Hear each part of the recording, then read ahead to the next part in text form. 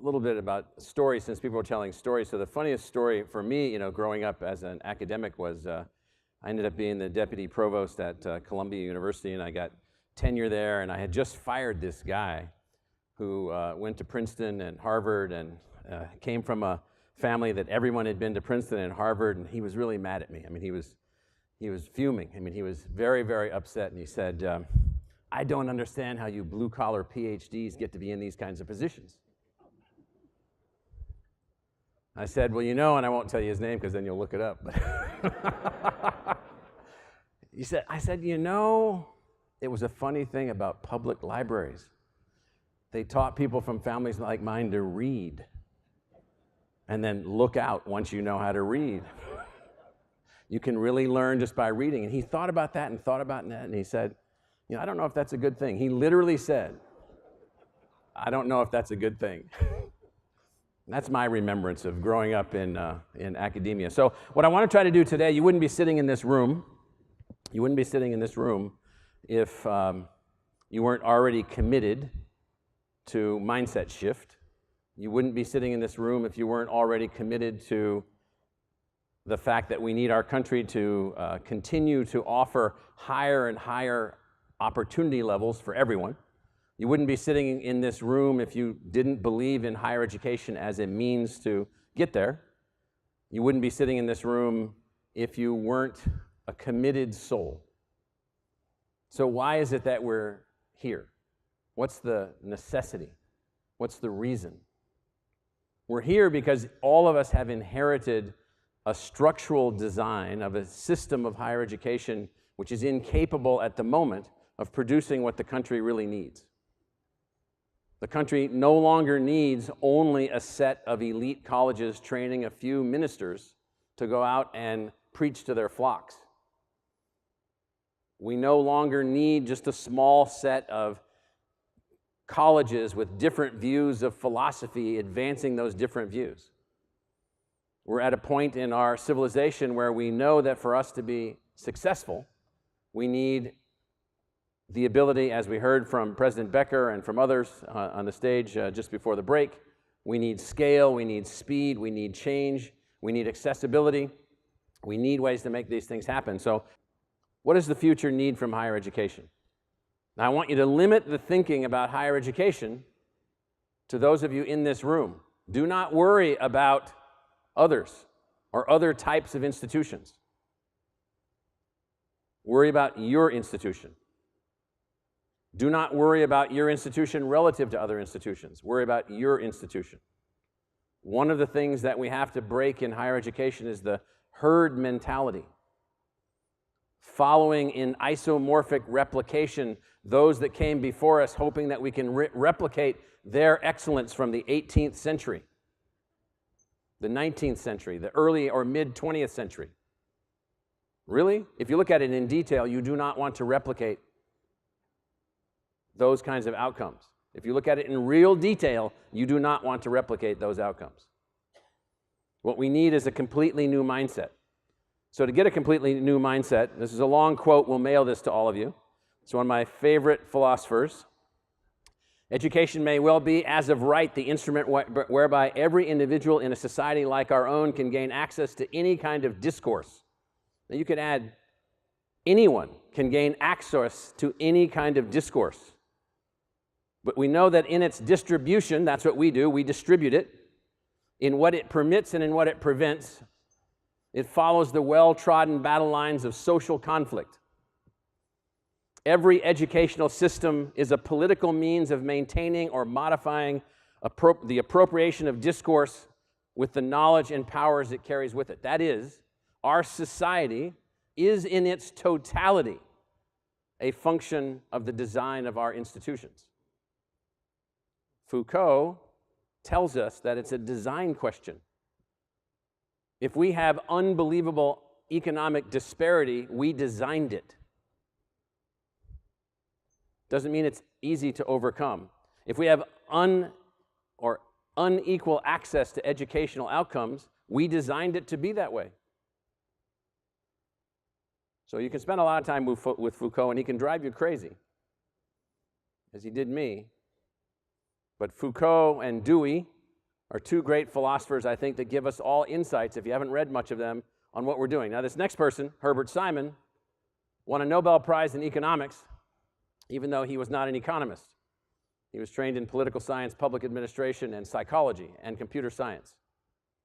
And so he wrote a fantastic book called The Sciences of the Artificial, which is what we all are involved in. We design institutions to produce certain kinds of social outcomes. And so he said, everyone who devises courses of action aimed at changing existing situations into preferred ones. And so the mindset I want you all to get into, all of us here, is designers. Not managers, not operators, not bureaucrats, designers. This is a design meeting. This is a design session. As has already been stated, we're all equal here. We're all at the design table. It takes designers of every type. It takes thinkers of every type. It takes backgrounds of every type to know how to design actual colleges and universities that can impact a society that now has actually risen beyond even the dreams of our founders. No founder of the United States imagined what we presently have become. 325 million people of unbelievable diversity, religious diversity, ethnic diversity, cultural diversity, every possible type of diversity that you can imagine. No one ever imagined it. And they use that word equal a lot, and they use that word liberty a lot, and they use that word justice a lot. So it turns out we took those words and now we're implementing them. But our institutions are not implementing them quite in the way that we ought to be. Now, again, a busy slide, and this is mostly to send you. This is to suggest that there are three historic models for institutional designs in higher education. The classic, the academic model, its animating purpose, enlightenment of individual students, its path to achievement, immersive instruction, the assumptions of the faculty, self-governing professionals, assumptions of management. A management is drawn and then blended with the faculty. Accountability mechanisms, faculty and management professionalism, primary funding mechanism, enrollment funding from the state, endowments, gifts, what have you. Now that model is the idealized model of small colleges. Academic bureaucracy is what grew out of that and is now the dominant model in public higher education in the United States. Organizational preservation is the animating purpose, as is, this is not an insult to academic bureaucracy, that is the purpose of bureaucracy. These are not pejorative terms. The purpose is self-preservation. I won't walk through all of these, but the path to achieving public value, achievement of state-specified goals, assumption of the faculty, bureaucrats responding to rules. We have over-bureaucratized the institutions. And what I'm trying to do now, I'm trying to make you squirm just a little bit to realize that most of us are engaged with institutions that have become intense bureaucracies, incapable of changing. And these intense bureaucracies that are incapable of changing failed to the extent that the third category emerged. Market design models. Profit maximizations for owners and shareholders. You've heard of some for-profit universities. It doesn't mean they can't be successful, but look at the design principles across them. Now, I'm going to suggest that none of these models are adequate to the assignment that we have. Now, backing up one. Now, in 2018, we're still running the world this way. We run the world as if education is a function of what you will attain in distinct life stages. There's one stage, you go to school K through 12, and then you have a career. Or you go to school K through 12, or you don't finish K through 12, then you go to technical school, then you have a career. Or you go to school K through 12, then you go to college, then you have a career. This is the model. Everything's segments made into small boxes, ways in which you, in a sense, organize the way that we think. And we think, inappropriately, that our role is in the bottom box in the orange and the yellow. That's our role. And we're going to take the blessed few who are privileged enough to study with us and to be with us. And that's the way that these institutions should be judged and should be successful. I can't begin to tell you the extent to which this chart in front of you right now is ancient history. Learning is going to be more than ever before a continuous process, an ongoing process, a lifelong process. Now, we all know this, but how many of you have fundamentally altered the structures of your organizations to address the fact that we have to figure out how to educate across a person's entire life? Or do we think that that's going to be left up to someone else? And if so, to whom? Now, here's what we've gotten from our dominant design. So the dominant design is academic bureaucracy. The dominant design is elitist access to limited lifespan focus for educational opportunity. We got 45 million people. This is a newer number that we calculated from a bunch of different sources, over 25 years old, who started college, including community college, and have no degree and no certificate. And the society that we're a part of, the sub-society that we're a part of, academia, we even have demeaning names for these people. They're called dropouts, losers. We give them nothing for even partial attainment, nothing. It's 4 years for your bachelor's degree or squat. You have nothing. Oh yeah, I attended college, okay. Why did you drop out? And so we've even, I'm using these points relatively starkly to illustrate why it is that we have socioeconomic inequality in educational attainment. If everyone that you ever knew either didn't go to college or they went to college and they didn't finish, and when they didn't finish, they just seemed to be discarded by everyone else, what would you think about going to college? We've spent $650 billion on Pell Grants since 1980. More than half the recipients have no degree and no certificate. I'm surprised our institutions haven't been burned to the ground by the federal government for wastage. $650 billion. We have this almost 40 percentage point gap, depending on your family's income, as to whether or not you finish college, whether or not you go to college. We've already talked a lot about that a lot this morning. So, turns out we cannot solve any of these problems one institution at a time. One of the most laughable things for me, having been around a lot of colleges and universities, including the ones that I've been a part of, is that we always think we can solve it ourselves. Oh, we'll solve that. I used to be a trustee of Bowdoin College, and I was on their IT committee. And they were talking about, well, we're going to hire in a team here, and we're going to solve all these IT problems, and there's not going to be any hacking against us, and we're going to come up with a digital library, and we're going to create this powerful digital library for all 1,600 of our students. And so this notion of somehow thinking that we can solve these problems working individually, we can't.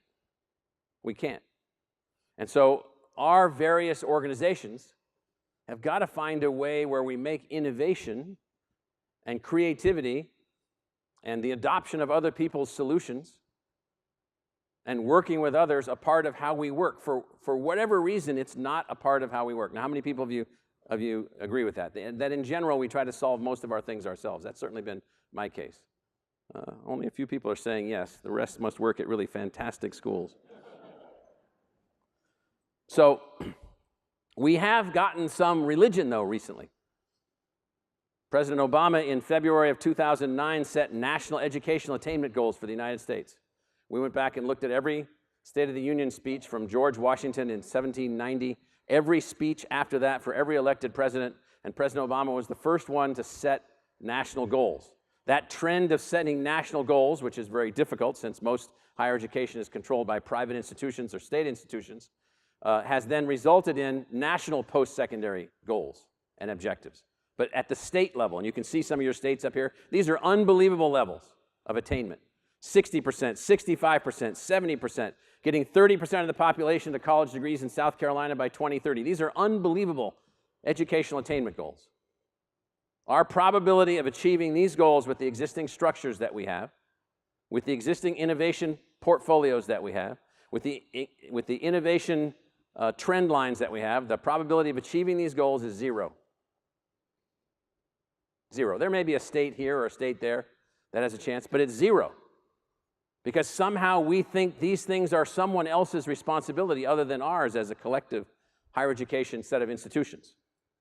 This is what this looks like in terms of rate 100% high school graduation rate, 85% college going rate, 80% 5-year college graduation rate, 65% or 55% 2-year college graduate. Look at this scale in terms of the rate changes. Those lines are massive. When you now put it to population numbers, millions of people, these numbers on the left, these are millions, millions of people. Just the change in high school graduates, another million per year. People, 1 million per year. Looking at the numbers for 4-year college graduates coming in as freshmen, almost 1 million. 2-year, hundreds of thousands. Additional graduates per year. So how many, and by the way, we ran the production numbers, so every institution in the country would have to increase the number of graduates by around 75% from each of their individual institutions to achieve these numbers. How many of you are going to have 75% more graduates between now and 2030?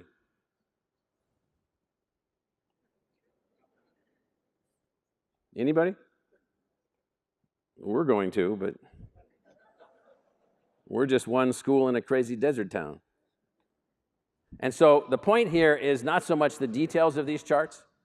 The point is the scale of the innovation problem, the scale of the innovation challenge, the fact that our institutions can't get here without innovating and innovating together.